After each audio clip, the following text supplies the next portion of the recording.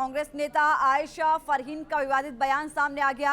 आयशा फरहीन ने राजा सिंह को लेकर खुलेआम धमकी दी है। विधायक राजा सिंह की धमकी दी है, कहा उनको देख लेने की धमकी दी है। आयशा सिंह ने विधायक को देख लेने की धमकी दी है। तेलंगाना कांग्रेस की नेता है आयशा फरहीन।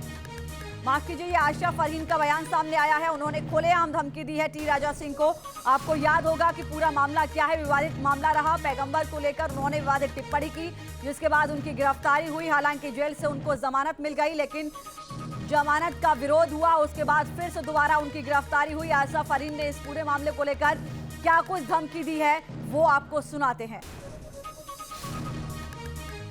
एक राजा सिंह ने हमारे हुजूर के शान में गलत बात की, गलत सलत बात करी। मैं आयशा फरहीन ओपन चैलेंज करती हूँ, तेरे पे डाल के तेरे घर के समेत तेरी जान से निकाल दूंगी। अगर पार्ट 2 निकालने का सोचना नहीं, जो अब निकाल के बहुत बड़ी गलती कर दिया, हमारा दिमाग खराब कर दिया। तू दिखेगा तो तेरा ऐसा हर्ष करूंगी कि तू खुद, तेरे घर वाले खुद नहीं पहचानेंगे। मोहित राज दुबे हमारे सहयोगी इस वक्त हमारे साथ फोन लाइन पर जुड़े हैं। मोहित, आयशा फरहीन का विवादित बयान, कुछ वर्ड्स ऐसे हैं, कुछ शब्दों का इस्तेमाल ऐसा किया गया जो हम अपने दर्शकों को सुना भी नहीं सके, लेकिन ये भड़काऊ और धमकाने वाला बयान। इस पूरे मामले पर अब तक क्या कुछ कार्रवाई देखने को मिली है पुलिस प्रशासन की ओर से?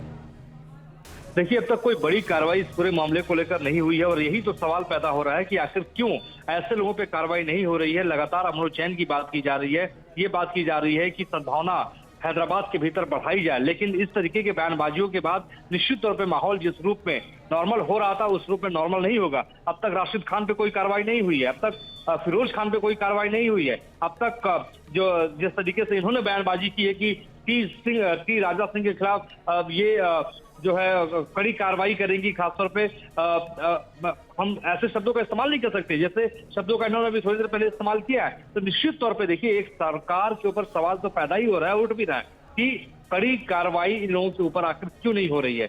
लेकिन हमारे जो सूत्र बता रहे हैं, उच्च अधिकारियों से हमारी बातचीत हुई थी, उनका ये कहना है कि पहले हम अमन हैदराबाद के भीतर कायम करना चाहते हैं, उसके बाद इन सभी लोगों के ऊपर कार्रवाई की जाएगी जो भी कानून हाथ में इस वक्त ले रहे हैं। लेकिन वो सवाल ये खड़ा होता है कि कानून एक व्यक्ति के हिसाब से अलग कैसे कार्रवाई कर सकता है? जब टी राजा सिंह की गिरफ्तारी हुई विवादित बयान को लेकर, तो आखिर आयशा की गिरफ्तारी में इतनी देरी क्यों? क्या दबाव है पुलिस प्रशासन के ऊपर? देखिए, यही तो सवाल पैदा होता है कि अब तक फिरोज खान पे कार्रवाई क्यों नहीं, अब तक राशिद खान पे कार्रवाई क्यों नहीं। अगर इन दोनों पे कार्रवाई हुई होती तो आज आयशा के बयानबाजी इस तरीके से सामने नहीं आते।